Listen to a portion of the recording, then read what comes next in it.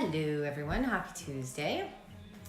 I just thought I'd pop on quick before I go get the crazies from school to show you how to do one exercise that I often see done incorrectly in the gym, and that is a bicep curl. So if you've seen my posts before and read them, then you've read about how when it comes to exercise, I talk about how exercise should happen in a very methodical fashion, that being brain, breath, body. So brain, first of all, you're going to think about the exercise that you're going to do. So in this case, bicep curl. As the name implies, it's going to work your bicep. So thinking about the exercise before you do it is going to make sure that you know which muscle you're supposed to be working while you're doing the exercise to make sure you're engaging the right muscle. And then breath, so you're going to remember to breathe. We're not going to hold our breath. And if you've been practicing your belly breathing, you're going to know that part of the breathing is making sure that you're engaging your core. So you have a nice tight core, so draw your navel to your spine. Make sure you maintain that position while continuing to breathe to protect your low back. And then lastly, body, then we're going to do the movement, move our body. So with a bicep curl, I'm just going to show you with just a dumbbell. So if you're at home, you don't have any dumbbells, and you want to practice this, you can even just use like a soup can or something to hold. So I'm like too short.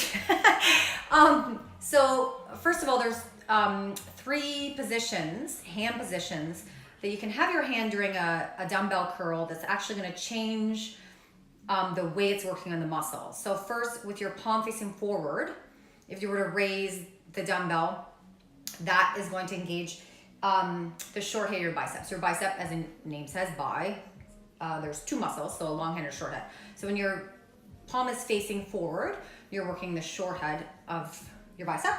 If you were to turn your palm so it's facing inward to your body, that's going to be called a hammer curl, and curl the dumbbell up.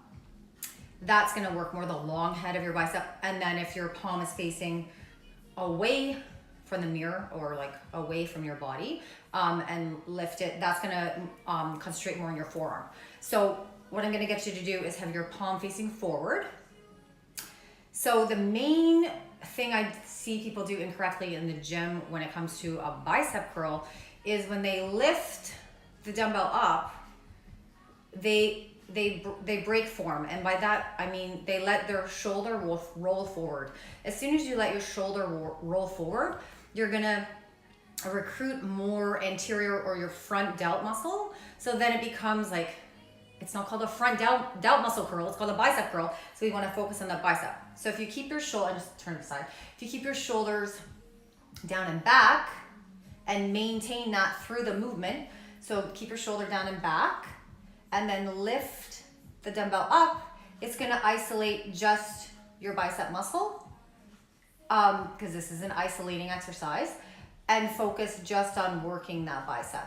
So some people, you can do like alternating curls or a barbell curl, like both at the same time. But what I get people to start with is just a single, like a unilateral movement. So you're just doing one side at a time. So then you really are focusing on your body positioning and isolating and working that bicep. So if you're going to engage your abs before you do it.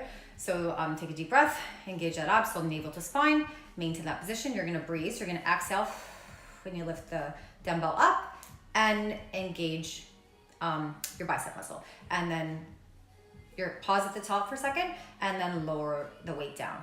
So if you practice at home, ideally you want to look in the mirror, because you really want to look at making sure you're keeping that shoulder back and only using the bicep to lift and lower the weight.